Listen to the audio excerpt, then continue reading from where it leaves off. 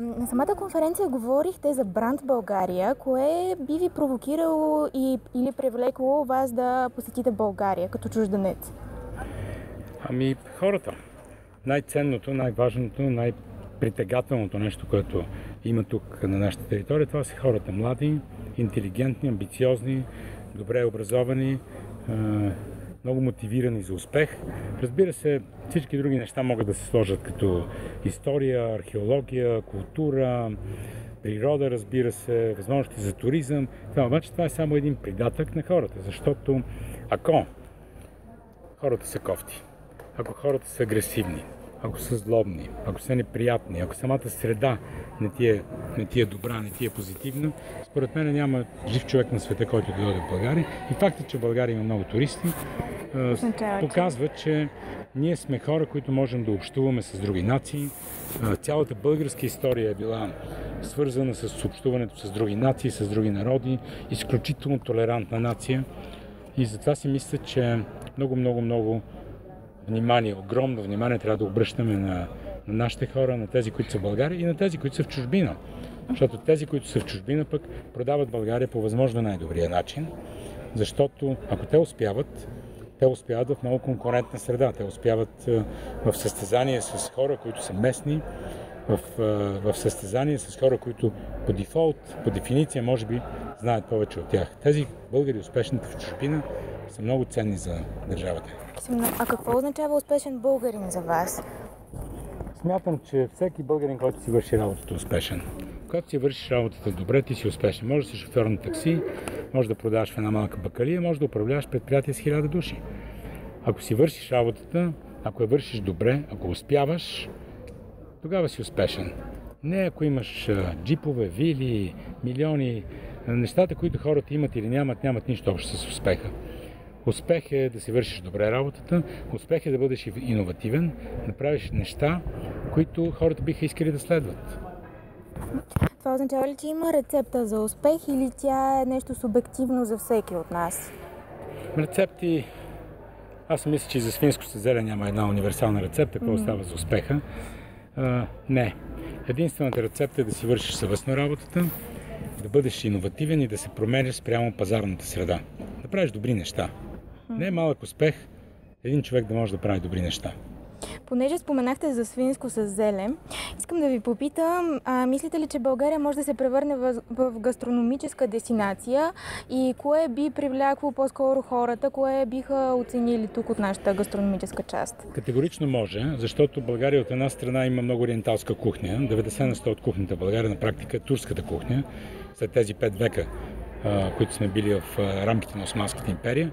Обаче, поради факта, че и България е била много тясно свързана с Европа, особено след това, тази кухня е много по-европейчена. Тоест, това не е типичният ориенталски вкус, а всички тези неща, които ние правиме като национални госби, пък и София вече е пълна с хубави ресторанти, според мен ни дават предпоставки един ден България да стане добра гастрономическа дестинация, ако не най-добрата. В момента най-добрата и най-популярната и най-търсената в Европа е испанската.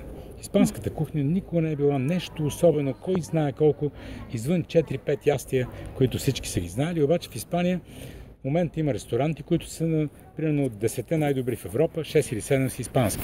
Може да стане в България това и смятам, че трябва да минат 1-2 поколения на готвачи, 1-2 поколения на сервитьори, на хора, които са в обслужващия бизнес и тогава вече може да се мисли. Добре, а кое в пиар комуникацията би ни отличило?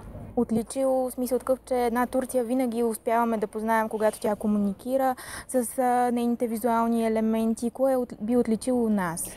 Първо, Турция има много пари. Ако не бяха инвестирани тези стотици милиони в реклама, нямаше да може да познаете турската реклама, защото нямаше да я видите. Струва ми се, че ако България, връщам се на темата за хората, ако България се умее да продава лицата на своите хора, може да бъде много по-различна от всички други, които продават спа-центрове, плажове, планини и всякакви природни дадености, фрешове, джусове и тук такива реклами има пълно, включително и българската реклама е такава, едни лъжици с мед, едни джусове, едни спа-центрове, това, което ги има всеки. Достатъчно е да снимаш лицата на 20 българи И да ги пуснеш в CNN или в CNBC или в Euronews или където и да кажеш, това е България. Please come. Това е България. Всеки ще дойде, като види вашето лице, лицето на колегата, който снима с Никона от среща, на колежките, лицата на хората, с които до сега говорих, и да каже, this is България. Заповядайте. Това бих направил. Това е моята гледна точка. Аз бих продавал лицата на хората в България, за да могат чужденците, които не са били тук, да разберат, че тук ще се чувстват добре. Вие казахте лицата, но една доста дискутирана тема е самото лого на България. Кои са визуалните елементи, които бихте могли да включим в... Логото въобще не е дискутирана тема. Това е най-ужасното лого, което някой... То въобще няма дискусия по този въпрос. Трябва да има добро лого, трябва да има добро послание в България. Това, което аз правих много години като конференция, се казваше България Дримерия. Продължавам да си мисля, че България Дримерия е супер послание. Казах го това на министърката на културата. Предложих и го да го подаря срещу 1 евро, да го продам срещу 1 евро на българската държава, заедно с логото, което имаме изработено към него. България Дримерия първо се помни добре, второ България е водещата дума, трето Dream е много хубава дума на английски, защото има Р, запомня се лесно, Dream е мечта, ние го превеждахме България страна на мечтите. Всички ние мечтаем от 25 години за неща, които ще ги мечтаем и следващите 25 години. Да имаме по-добра държава, да има по-малко престъпност, да са по-хубави пътищата, да са по-бързи магистралите, да крадеме по-малко, да не нарушаваме чак толкова много закон. Но това са неща, които са процеси, те не могат да се премахнат за една нощ.